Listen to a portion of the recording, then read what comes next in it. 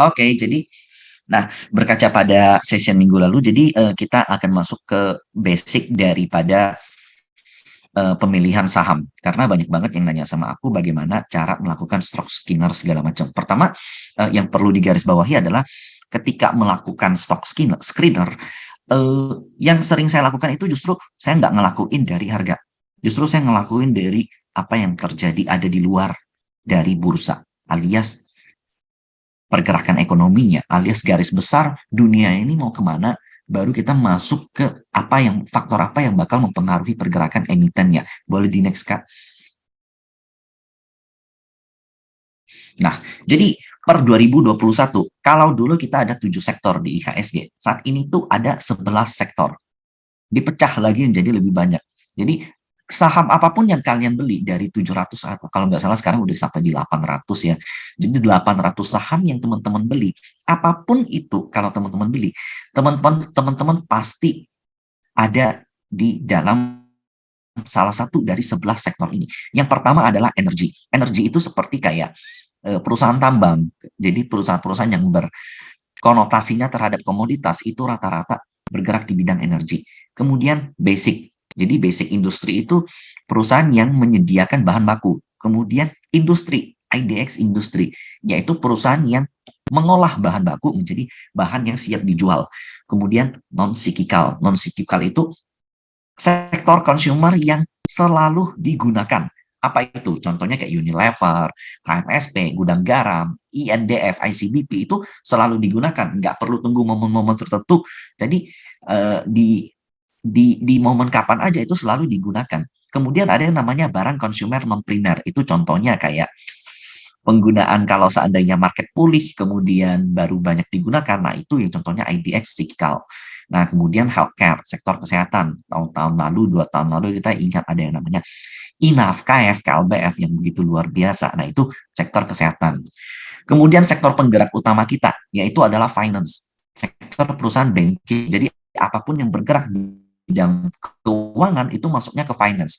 Termasuk multi finance, kemudian kayak, kalau saya, ya, jadi kayak perusahaan pembiaya, kalau dulu properti dan infrastruktur digabung, saat ini dipisah. Sorry, kalau dulu properti dan konstruksi digabung, saat ini memang digabung. Jadi nggak dipisah ya, sorry. Cuman ada sub-nya nanti, ada bagian dari properti, ada yang namanya konstruksi. Jadi Waskita, Wika, PT-PT itu semua masuk ke properti. Kemudian sektor yang hot tahun lalu, yaitu adalah IDX Tekno, yaitu saat ini weight-nya udah semakin besar karena ada kehadiran Bukalapak, kemudian ada MTech, ada Goto yang tadi dibahas sama Kak Marta. Jadi IDX Tekno itu salah satu yang ikut meramaikan bursa di tahun lalu dan tahun ini juga dia cukup tertekan. Kenapa? Nanti akan kita bahas. Kemudian IDX infrastruktur. Infrastruktur ini bukan waskita, bukan Wika. Jadi infrastruktur ini masuk ke sektor penunjang untuk sektor telekomunikasi kita. Contohnya kayak Telkom, kemudian perusahaan pertawaran semua seperti Tebik, kemudian Tower, TWOR, itu semuanya masuk ke infrastruktur. Yang terakhir adalah transportasi dan logistik. Jadi 11 sektor ini, saham apapun yang teman-teman beli akan selalu masuk ke 11 sektor ini. Boleh di next, Kak.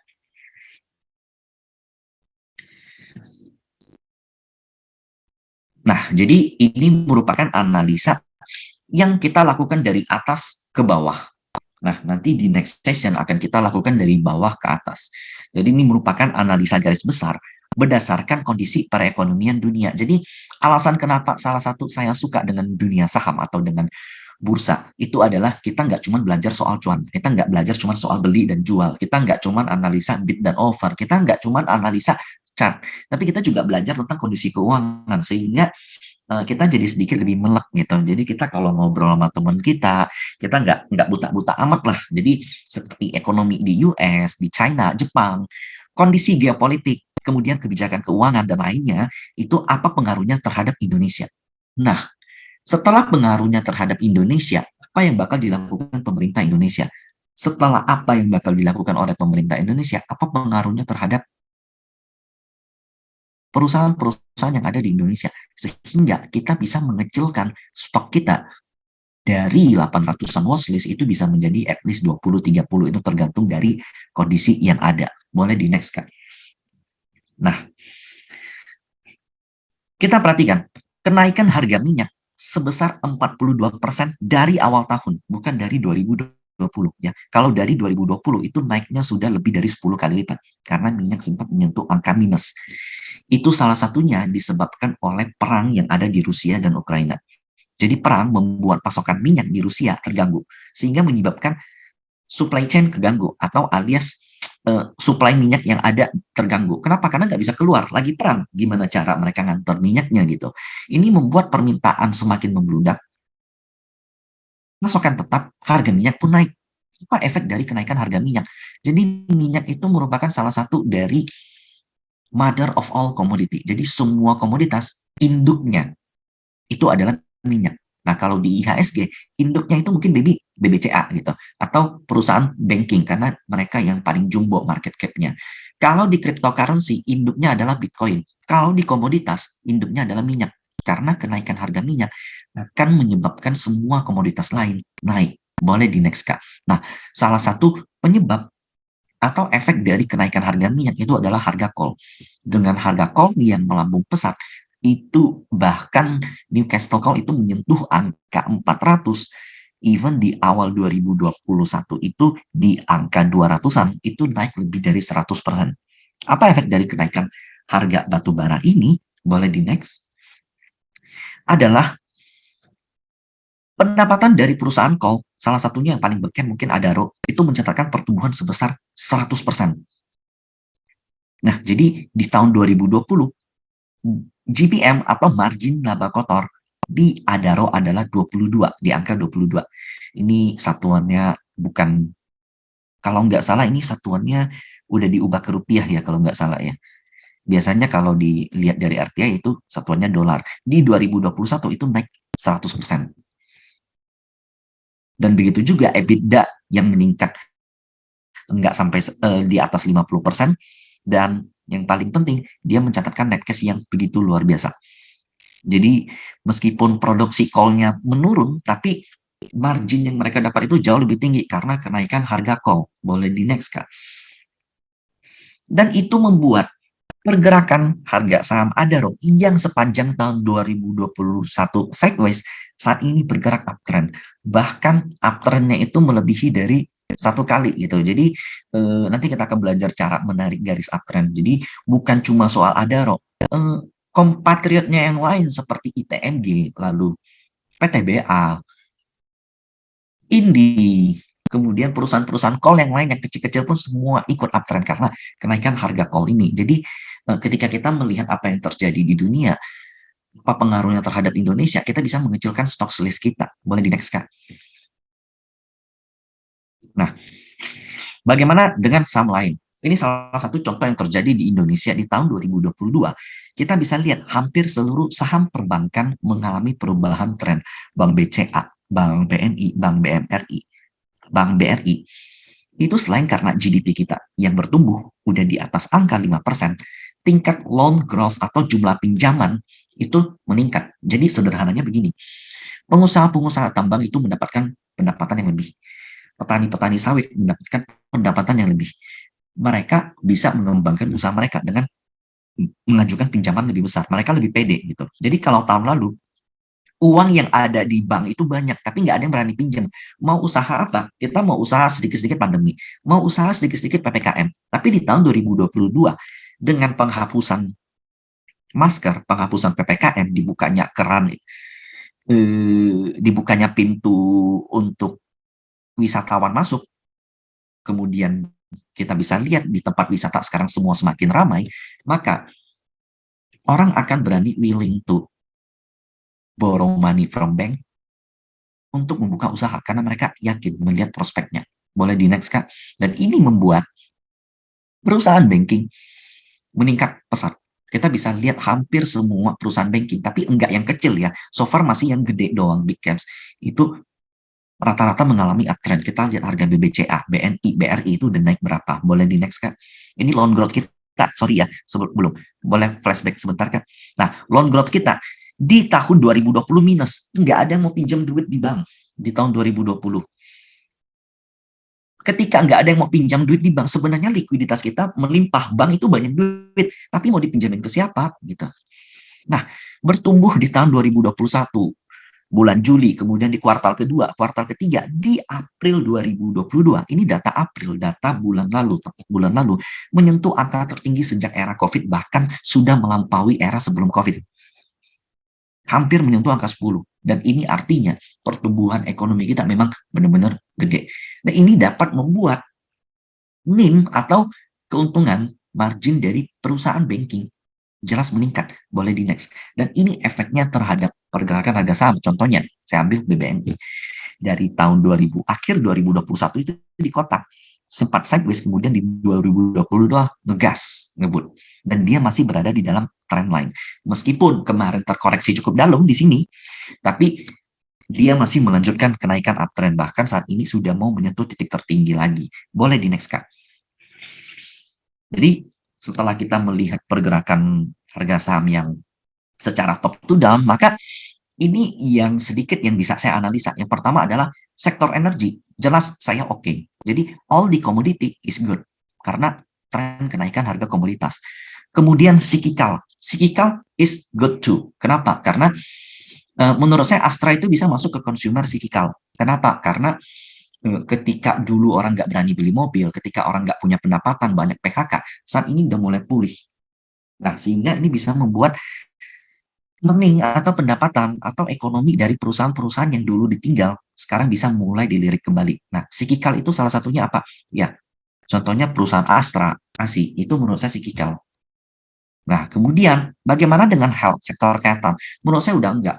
Saat ini swab aja udah nggak diperluin kan, udah banyak yang nggak diperluin gitu. Beberapa negara, beberapa kota, kalau kita masukin itu nggak perlu syarat PCR lagi, sehingga no untuk kesehatan. Finance, yes.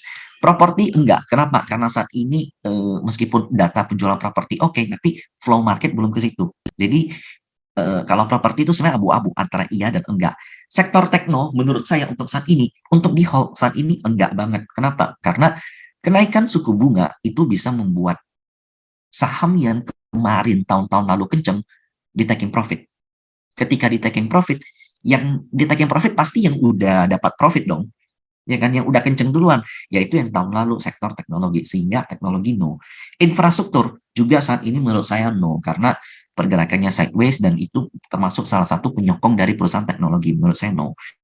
Transportasi menurut saya yes. Transportasi dan logistik tentu akan mendapatkan keuntungan dari contoh pengiriman batu bara, pengiriman komoditas-komoditas, ekspor dan impor yang semakin tinggi. Nah, salah satu sektor transportasi dan logistik kita lihat di tahun ini yang naik kenceng sampai multi-bagger itu apa? Perusahaan-perusahaan yang bergerak di bidang pelayaran.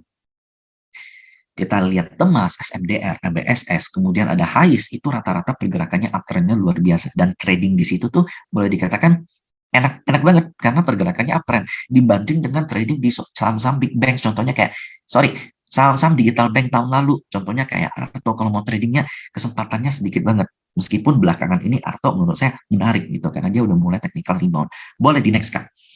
Nah, jadi ketika kita udah belajar mengenai sektoral, leading sektor di tahun 2022 itu pertama ada energi. Contohnya Adaro, PTBA, Indi, ITMB. Kemudian CPO, AALI, LSIP, TAPG. Kemudian oil, MDC. Inco, Antam, Harum. Basic industry atau penyedia bahan baku. Contohnya bergerak di bidang gold. Ada MDKA, BRMS. Lalu yang bergerak di bidang amonia, ada ESA. Kemudian finance, BBNI, BCA, Bank Mandiri, BTN, BRI. Transportasi, ini saya masukin Temas, SMDR, HIS, MBSS, kemudian ada satu lagi tuh yang lagi menarik. Yang kemarin lagi lumayan oke di closing, yaitu Bird. Ya, kalau menurut saya make sense banget. Di saat begitu banyak pergerakan perkotaan yang udah mulai aktif kembali, kemudian sektor wisata yang kemarin tenggelam, kemudian udah mulai aktif lagi, kita lihat ada Formula E nanti, ada MotoGP, ada SBK kemarin di Mandalika. Ya, secara langsung bahkan itu tentunya akan meningkatkan traffic daripada perusahaan transportasi, termasuk transportasi darat yang ada di Indonesia, salah satunya ya Bird. Nah, jadi ketika kita udah melihat top to down, nah kita jadi tahu kalau ini bisa naik karena apa. Setidaknya kalau kenceng naik, kalaupun teman-teman nyangkut, reason untuk hold-nya ada. Kan kita nggak mungkin setiap posisi selalu profit, setiap posisi selalu profit. Kayak mungkin di minggu-minggu lalu, setiap posisi itu mungkin akan ada kecenderungan untuk turun malahan, atau merah, karena memang bursanya sedang dalam keadaan tidak baik. Tapi kalau kita tahu sektor yang kita beli apa, atau kita bisa melihat garis besarnya apa, kita akan lebih punya conviction untuk hold. Nah, setelah itu, hold-nya bisa sampai kapan? Nah, itu di next. Yaitu mengidentifikasikan trend line. Jadi, cara menarik trend line itu boleh dikatakan garis menyamping, ya, di mana trend line itu terdiri dari 3. Yang pertama downtrend, kemudian sideways, dan uptrend. Karena IHSG hanya bisa dibeli, nggak bisa dijual tanpa sebelum punya sahamnya, maka yang selalu kita analisa itu yang uptrend, yang kita hindari yang sideways. Nah, uptrend itu terjadi jika suatu saham bergerak naik dan koreksi enggak lebih besar koreksinya dari koreksi sebelumnya. Boleh di next, Kak? Nah, ini contoh. Ada angka higher low yang saya buat di sini, HL, di mana memang ini saham apa ya? ITMG kalau nggak salah. Yes, ini ITMG. Dia mulai terkoreksi, tapi koreksinya enggak pernah lebih besar dari titik terendah sebelumnya. Titik kuncinya gitu. Jadi ketika kita menarik sebuah garis, diketemukanlah sebuah garis trend line yang kita namakan dengan trend line. Jadi pertama, pergerakan semakin menanjak. Kita fokus pada titik terendah. Jadi kalau kita narik trend line, kita nggak narik yang di atasnya, kita narik yang di bawah. Titik terendah yang semakin tinggi dinamakan higher low. Jadi ada yang ngomong HL. Nah itu dia HL. Boleh di next, Kak? Sehingga ditemukanlah sebuah garis yang dinamakan dengan trend line. Itu penting. Yang kedua,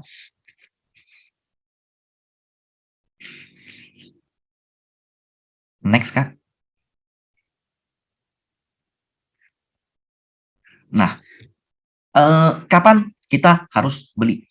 Yang pertama adalah ketika titik koreksi terjadi koreksi di area trend line. Yang kedua, ketika titik higher high yang terlewatkan kembali tersentuh. Yang ketiga, ketika menyentuh titik higher low. Yang keempat, ketika titik higher high terlewatkan kembali. Ini saya bakal jelasin satu-satu. Boleh di next, Kak? Nah, jadi ini contoh ITMG. Momen-momen tepat ketika kita membeli saham ITMG adalah ketika sahamnya menyentuh titik trend line. Dan ini saya udah kasih garis bawah, di mana ketika dia menyentuh titik terendah di sini dari sebelumnya, dan ini merupakan momen-momen bottoming daripada ITMG. Perhatikan juga, setiap koreksi daripada ITMG itu rata-rata ketika di bawah menyisakan volume yang rendah. Jadi ketika momen-momen sideways atau konsolidasi, rata-rata volumenya rendah, dan itu merupakan volume yang baik untuk melakukan pembelian. Boleh di next, Kak? Nah, jadi ketika suatu saham mengalami uptrend yang begitu kuat, terkadang spread harga untuk menyentuh trend line itu terlalu jauh, sehingga kita bisa mengadjust trend line dengan menarik trend line tambahan. Nah, ini contoh ada sekitar 2-3 trend line tambahan, sehingga kalau di view saya, ini next kalau seandainya ITM-nya terkoreksi hingga menyentuh titik trend line yang ini, itu menarik untuk dibuy, karena posisi ITMG yang saat ini masih very uptrend. Jadi kalau seandainya kita nunggu trend line paling bawah itu kan momen untuk belinya sedikit banget. Jadi kita bisa menggunakan adjustment trend line. Boleh di next lagi, Kak? Ini mungkin ini aku harus share screen kali, Kak. Coba boleh nggak Ya, aku boleh. dikasih Nah, ini? iya, silakan, Michael. Coba aku lihat bisa nggak ya? Iya, Moga-moga nggak.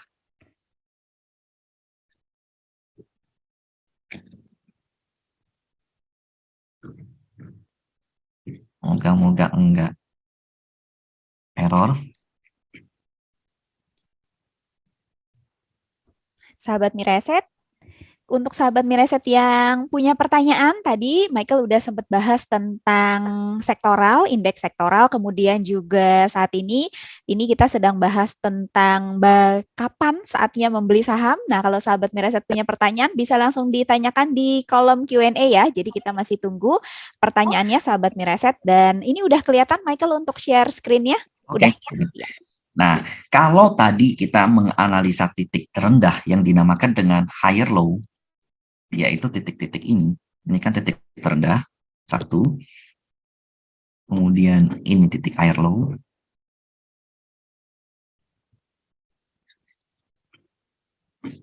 Di sini titik higher low.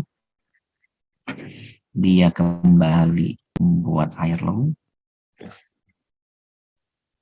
Nah, ketika dia menembus angka titik tertinggi, maka namanya adalah higher high atau high yang lebih high lagi gitu. Nah, momen yang tepat tanpa harus menunggu trend line di bawah ini. Ini trend line pertama, ini trend line kedua. Adalah ketika titik higher high kembali tersentuh atau yang namanya di retrace. Jadi ketika terjadi titik higher high seperti ini, yang sering saya lakukan adalah saya mencari area demand. Jadi ini merupakan titik 15.500. Ini merupakan area yang bakal direkam oleh market gitu. Jadi merupakan area yang bakal dihafal oleh market karena itu titik tertinggi sebelumnya gitu. Ketika titik tertinggi ini berhasil ditembus, biasanya ketika kembali terkoreksi, maka dia akan menjadi sebuah area demand. Itu cara melakukan pembelian yang menurut saya sampai saat ini tuh masih yang terbaik gitu, yaitu melakukan pembelian ketika titik higher high tersentuh. Jadi banyak banget momen-momen di mana ketika titik higher high tersentuh dan itu menjadi salah satu titik pembelian yang baik. Nah, salah satunya itu ada juga di sini. Ini merupakan titik higher high terjadi lagi di ITMG. Kemudian dia naik sampai di sini dan terkoreksi. Ini ketika kita mencari sebuah area dingin, koreksinya maksimalnya ada di titik higher high.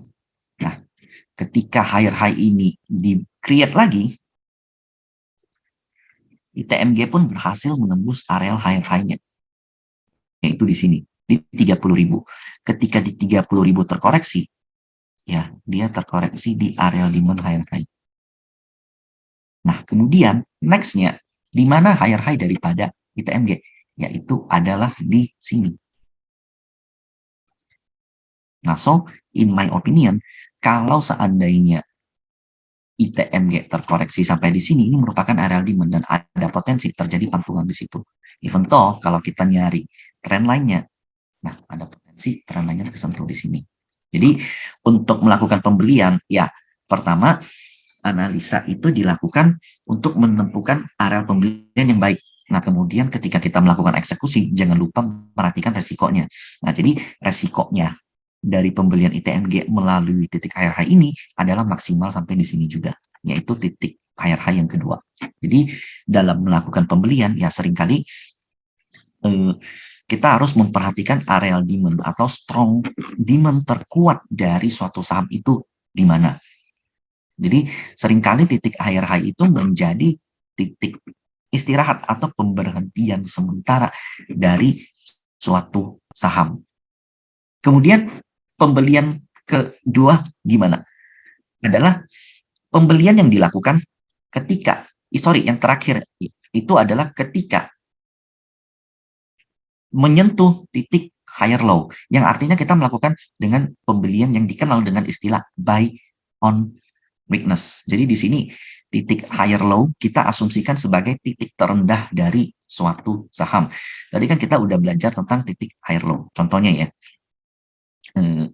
Nah, ketika suatu saham semakin pergerakannya semakin tinggi seperti ini. Nah, ini titik terendah daripada ITMG. Kalau kita lihat di sini. Setelah itu, ITMG rebound.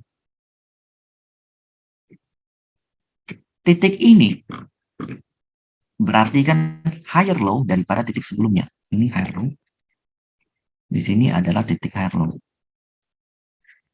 Nah, titik higher low inilah ketika tersentuh itu merupakan salah satu titik terbaik untuk melakukan pembelian. Jadi dalam membuat garis kotak demand, selain dari higher high,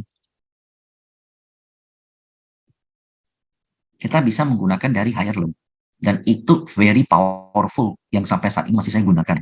Nah, cuman permasalahannya begini, kalau kita pakai titik higher high, kita kan harus tunggu dia koreksi dulu tuh, untuk kemudian jebol ke atas, lalu mulai koreksi lagi untuk pembelian. Itu kan lama banget. Contohnya kayak ini aja, dari tahun 2020 sampai 2021. Jadi ini 6 bulan lamanya kita harus nunggu. Ini tuh 6 bulan lamanya kita harus nunggu baru bisa melakukan pembelian menggunakan strategi beli di higher high. Tapi kalau kita bisa melakukan pembelian di higher low, maka kita akan menunggu higher low-nya di mana ketika dia rebound dan menyentuh titik yang sama. Di situ kita akan melakukan pembelian. Dan untuk lebih lengkapnya lagi, biasanya saya pakai indikator volume. Oh, bukan ini, sorry.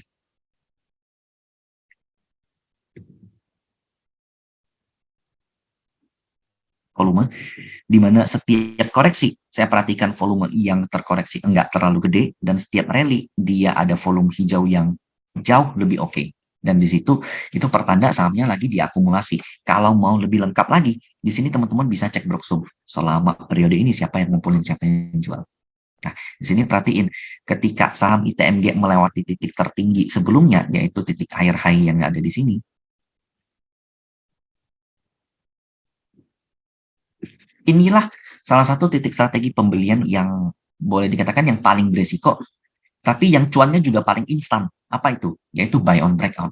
Jadi titik tertinggi dari suatu saham, yaitu di sini, ketika tertembus dengan volume besar, itulah merupakan momen yang salah satu momen yang tepat untuk melakukan pembelian. Jadi ada 3 cara pembelian. Yang pertama adalah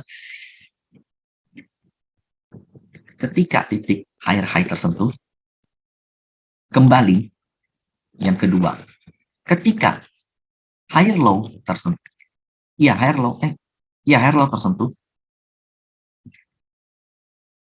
higher low tersentuh, yes. Yang ketiga, ketika higher high terlewatkan atau breakout. Nah, 3 kombinasi cara pembelian ini yang perlu teman-teman cari tahu di mana yang paling teman-teman confidence. Kalau saya paling confidence di nomor pertama. Karena ketika suatu saham berhasil breakout dengan volume yang besar, di momen ini saya biasanya cek Proxum, siapa yang beli.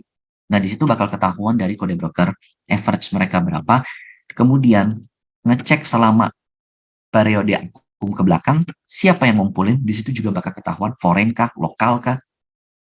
Kemudian ketika dia terkoreksi setelah breakout, itu merupakan momen yang paling tepat untuk beli. Kalau di view saya, karena koreksi setelah breakout dan dengan volume yang kecil, itu pertanda market sedang di retest doang, bukan distribusi. Kemudian titik kedua, ini merupakan salah satu yang favorit saya ketika titik higher low tersentuh atau titik terendah, alias titik-titik terendah di sini kembali tersentuh. Dan ini juga, di sini juga kejadian di mana titik higher low daripada ITMG, dia mulai rebound. Di sini menjadi titik higher low. Mulai tersentuh kembali di titik yang sama. Nah, inilah momen-momen untuk melakukan pembelian. Ini pas pembagian dividen nih. Dividennya kan cukup gede, jadi ARB sampai ke titik higher low. Kemudian dia rebound. Nah, di sini adalah titik higher high. Jadi untuk melakukan kombinasi pembelian, maka biasanya saya akan melakukan, teman-teman bisa melakukan pembelian di ITMG berdasarkan teori ini, yaitu di titik higher high sebelumnya dan di titik higher low sebelumnya. Dan batasi resiko di bawah titik higher low. Nah, jadi 30.000 dan 26.000 itu merupakan titik momen terbaik untuk melakukan pembelian atau buy on weakness dari saham ITMG. Jadi kuncinya adalah mencari tahu titik higher high, mencari tahu titik higher low, kita tarik area demand, dan selanjutnya itu kembali ke style kita masing-masing dalam melakukan pembelian. Apakah kita lebih suka cara 1, 2, ataupun 3. Jadi sekian Kak Marta, aku balikin dulu. Baik, terima kasih Michael untuk materinya dan sahabat Miraset. Bagaimana? Sudah cukup jelas dan tentunya sangat menarik ya materinya sahabat Miraset. Tadi bahkan kita sudah dikenalkan dengan sektor-sektor. Mungkin sahabat Miraset biasanya sektor-sektor itu bagiannya fundamental. Kalau saat ini tadi dibahas oleh Michael, jadi sekalian untuk tambahan informasi untuk sahabat Miraset. Dan